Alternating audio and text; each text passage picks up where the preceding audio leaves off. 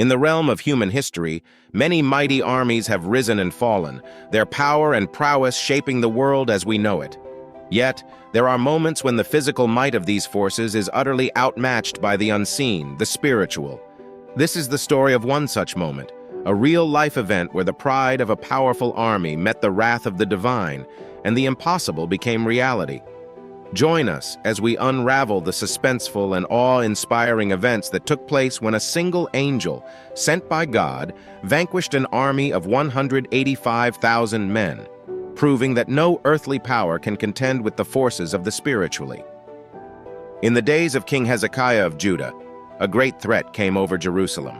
The powerful Assyrian army, led by their fierce king Sennacherib, had laid waste to many lands, leaving behind a trail of destruction and despair. The Assyrian troops, known for their ruthlessness and might, now encircled Jerusalem, preparing for what seemed like an inevitable siege. The threat from Sennacherib was dire. He sent his trusted officer Rabshakeh to deliver a message to Hezekiah. Standing tall and confident, Rabshakeh declared loudly before the walls of Jerusalem, mocking Hezekiah and the people of Judah. He taunted them, questioning their trust in their God, comparing him to the powerless gods of other nations that had fallen before Assyria's might. His words were designed to break the spirit of the people, to make them surrender without a fight. He did not only threaten the entire city of God's people, he also dared the Almighty God with his prideful words. He came boldly into the city and shouted in the audience of the entire Jerusalem, "Thus saith the king, let not Hezekiah deceive you, for he shall not be able to deliver you out of his hand.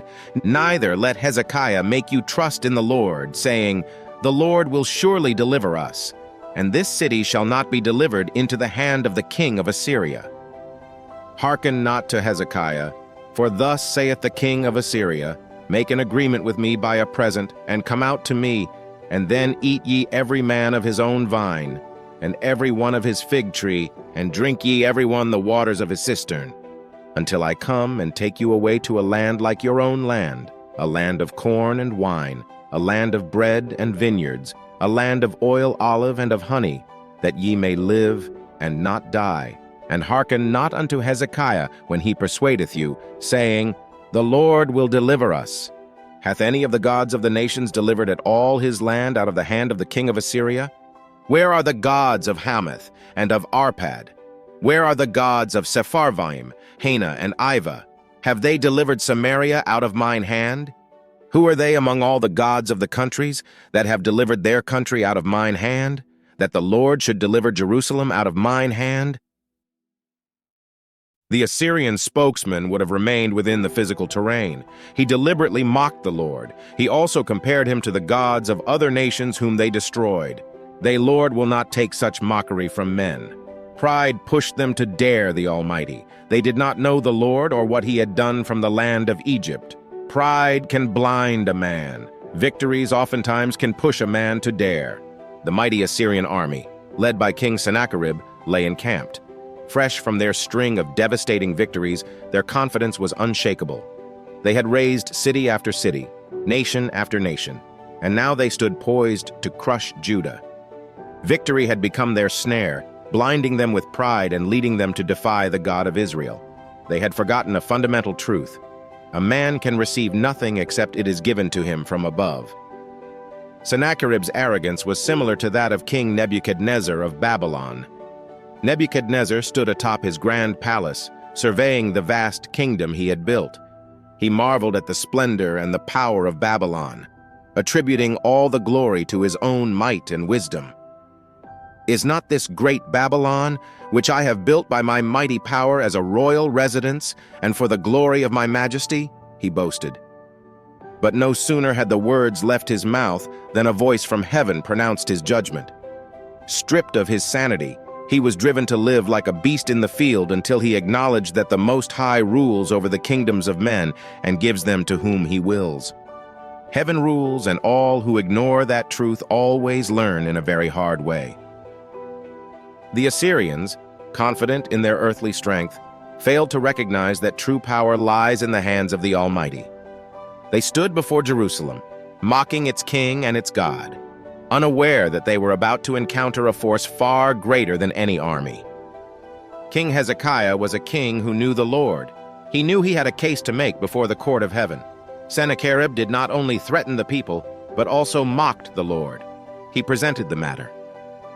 And it came to pass, when King Hezekiah heard it, that he rent his clothes and covered himself with sackcloth, and went into the house of the Lord.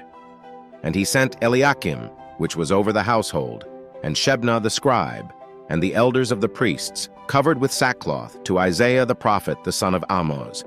And they said unto him, Thus saith Hezekiah, This day is a day of trouble, and of rebuke, and blasphemy. For the children are come to the birth, and there is not strength to bring forth.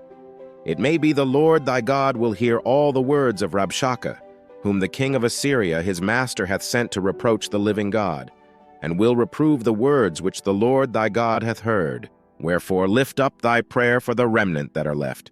It was a time of trouble, and the king knew exactly what to do. Call upon the name of the Lord. He sent a message to Isaiah the prophet, and the Lord was swift to respond. Whenever we touch the glory of God, either in the positive or in the negative way, there is always a swift response from heaven. And Isaiah said unto them, Thus shall ye say to your master, Thus saith the Lord, Be not afraid of the words which thou hast heard, with which the servants of the king of Assyria have blasphemed me.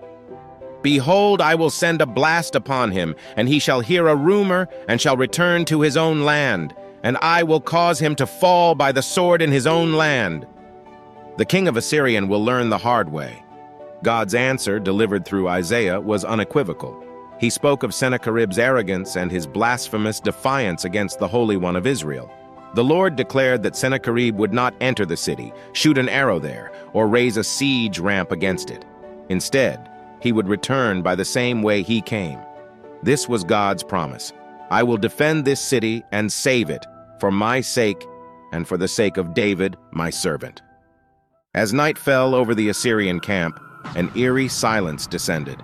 The soldiers, confident in their impending victory, slept soundly, unaware of the divine intervention about to unfold. In the stillness of the night, the angel of the Lord moved silently and swiftly through the camp.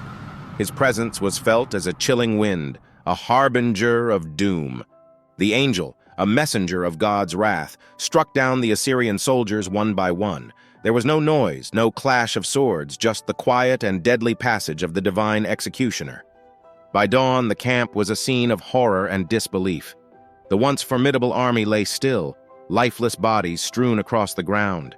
185,000 soldiers had perished without a fight, their might rendered meaningless in the face of God's power. When the survivors awoke and saw the devastation, panic and confusion spread. The mighty Assyrian force was broken, their morale shattered. Sennacherib, who had boasted of his invincibility, was forced to retreat in disgrace. He returned to Nineveh, his capital, where he sought solace in the temple of his god Nisroch. But Sennacherib's story did not end with his return. As he worshipped in the temple, his own sons, Adramelech and Sharezer, betrayed and assassinated him, fleeing to the land of Armenia. Thus, the proud king who defied the God of Israel met his end, fulfilling the prophecy of his downfall. Jerusalem was saved, not by the strength of arms, but by the intervention of the Almighty. The people of Judah rejoiced, their faith in God vindicated. King Hezekiah's prayers had been answered, and the angel of the Lord had shown that no earthly power could stand against the will of God.